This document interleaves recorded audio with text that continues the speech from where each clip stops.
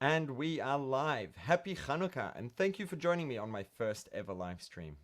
Tonight, I want to talk about the better way to make the life you want. I want to talk about this because, firstly, it's really important.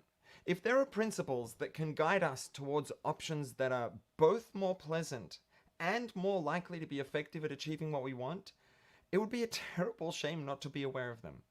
And I especially want to talk about it tonight because the flames of the Hanukkah menorahs that we all just lit have some profound and empowering insights on the topic that we can really benefit from. I've been thinking for a while about doing real live streams like this so I can interact with you directly and be able to take questions and discuss them in real time. So let's see how this goes. If you like this format and would like to see more live streams like this, let me know in the comments and I'll be happy to do it again. Please tap the like button below the video to help it reach more people. And if you have questions or thoughts you want to share during the live stream, please do put them in the comments and I will come back at the end to have a look at them and to address them as best I can.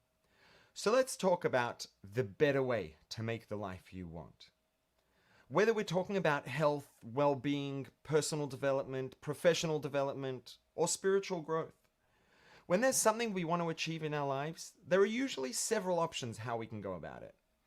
There are many effective ways to improve our diet, our levels of physical activity, and the same is true for almost anything we might want to achieve in life or make happen. But the fact that there are a number of options and different pathways towards a given destination doesn't necessarily mean that they're all equally good choices. We're obviously not talking about pathways that don't get us where we want to go, because those are not the options that we want to be discussing. We're talking about options that will get the job done, that will get us where we want to go, but there may be, and often are, choices that are more efficient than others, some are more effective than others, maybe more pleasant than others. So let's talk about how we can take the better pathway towards the outcomes we want and towards the life that we want. Obviously, in reality, life is complex, and it isn't always obvious what the best way to approach something is or the best way to get something done. But when it comes to moving our lives towards where we want to be and to making the world a better place, there are some broad general guidelines that can give us tremendous clarity and be really helpful in choosing the pathway that'll generally be more pleasant and more effective. Let's talk about two very broad categories that we can usually fit most approaches to making substantial change into. One is working to limit and reduce whatever it is that we want less of. Things like avoiding unhealthy foods, making sure not to be too sedentary and sit for too long during the day, avoiding negative influences, fighting darkness. Or the second is to work on increasing whatever it is that we do want more of. And here I want to get a little more detailed. When it comes to diet, we can focus our energy during the day on avoiding foods that we shouldn't be eating, or we can focus on thinking about the foods that we should be eating. What foods are going to give us the nutrients that we need effectively, efficiently? What are tasty foods that are going to leave us feeling satisfied and make positive contributions to our health?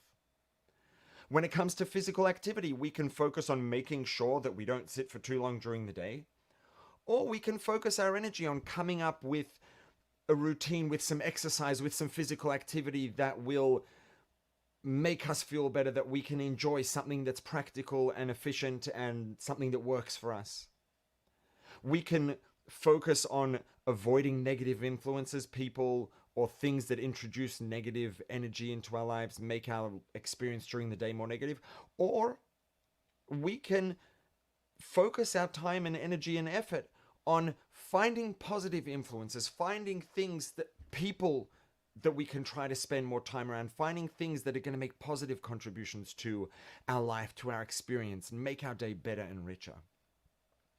If we focus on making sure to eat the right amount of the right foods, what's going to happen is over time, within a few days, if we, focus and make sure every day we have a plan, the foods that we need to get into our bodies, the nutrients we need to get in, we eat the right foods, over time, our energy levels are going to go up.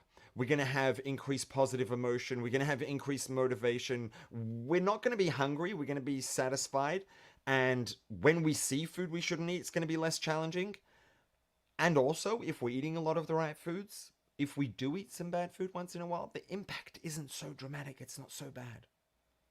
And it's a far more pleasant approach to focus our energy on eating what we should eat than to spend our time thinking about what we shouldn't eat and spending our energy all day on avoiding those foods and fighting the temptation of the foods that we should be avoiding. Focusing on eating the right foods is far more pleasant, and it's more effective because we end up not being hungry, having more energy, more positive emotion, more motivation, and then the problem of the foods we shouldn't be eating gets largely taken care of anyways. Same thing is true with exercise. If we focus on making sure we get some good exercise, get some, some good healthy physical activity in a way that works for us, very quickly doing exercise regularly will drastically increase our energy levels and our positive emotion and our motivation. And again, will just take care of most of the problems automatically. And the same is true with positive influences. We can work on avoiding negative influences, but if we take that same energy and put it into finding positive influences, finding people who are going to be good for us and make positive contributions to our experience and be pleasant to be around and motivate us and lift us up, it's going to be far more pleasant than working on negating the negative influences, and ultimately it's probably going to be more effective and get the job done. So now let's talk about fighting darkness versus spreading light. So the three examples broadly that we spoke about now were really almost by way of analogy of getting to the point that I really want to talk about, which is fighting darkness versus spreading light. Obviously, both have a time and place, and that's true of everything we talked about. Not eating garbage food has a time and a place, and avoiding negative influences has a time and a place, etc. And the same thing is true here. Fighting negativity has a time and a place. But the reality is we can't prioritize everything. And if we have to decide and choose, what are we going to prioritize? What are we going to make the primary focus of our energy and our effort and our time? If we invest ourselves fully in spreading warmth and light, to uplift ourselves, to uplift our environment, and to uplift the entire world through goodness and kindness and mitzvahs, looking for every opportunity to do something positive and constructive, our lived experience is going to be far more pleasant than it would be if we invested ourselves primarily in finding negativity and looking to combat it. And it will invariably end up being far more effective in terms of the net result at the end of the day.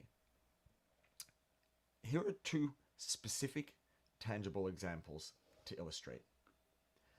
Number one, here's the first example. So I just turned off the light that's lighting this video, and you can't see it at the moment, but in my hands I have a match and a matchbox, and when I strike the match, well, give it a minute to grow a little, you can see, right? I didn't fight the darkness. I didn't get a broom and try to sweep it out of the room. I didn't get a mop to wash it away. And yes, this is a match with a small flame and you can't see that well, but you can see more than you could before. And the truth is, this is going to be a little bit less dramatic, but it's the same message to a greater degree. We can put out the match and I can turn the light back on and all of a sudden you can see, right? You can see very well now. And I didn't do anything to combat the darkness. I didn't look at the darkness and try to get rid of it. And how can I get rid of the darkness? Very simple. You turn on a light, it's light. And when it's light, it's not dark. Introducing light eliminates darkness automatically. There's no effort involved of combating the darkness. You put in a bit of effort, you turn on the light switch, you strike a match, and boom, you can see the darkness is gone. So that's the first example I want to use to illustrate. And another example is a story, an anecdote, and you know, the way the story is told, I don't know if this literally happened exactly in this form, but I'm very confident that variations of this story have happened many times. And I think the story probably did happen, but even if it didn't, the message holds true and equivalents of this have certainly happened. And, you know, on Fridays in some yeshivas, in Chabad yeshivas, young students, the teenage boys, they go out to the streets in the cities, Manhattan, wherever it is, and they try to find Jewish people who maybe haven't had a chance to put on tefillin, to do a mitzvah, and to give them the opportunity to do that, to do a mitzvah, to connect to the Creator through tefillin. And the story goes that there was once a young man who was standing on a street corner in Manhattan, and he was stopping and asking people, hi, if you don't mind me asking, are you Jewish? Have you had a chance to put on tefillin, connect to the Creator this way? If they're Jewish and they haven't had a chance, and he'd help them do the mitzvah, say a blessing, plug in a little. And someone, a seriously observant Jew, comes up to him and starts telling him off and is screaming and saying, "What are you doing? This is such a terrible thing you're doing. This is so terrible." And he looks at him and says, "What's so terrible? I'm helping connect people to their tradition, to the Creator. I'm giving people chances to do mitzvahs. What's wrong with that?" And the guy says, "There's nothing wrong with that.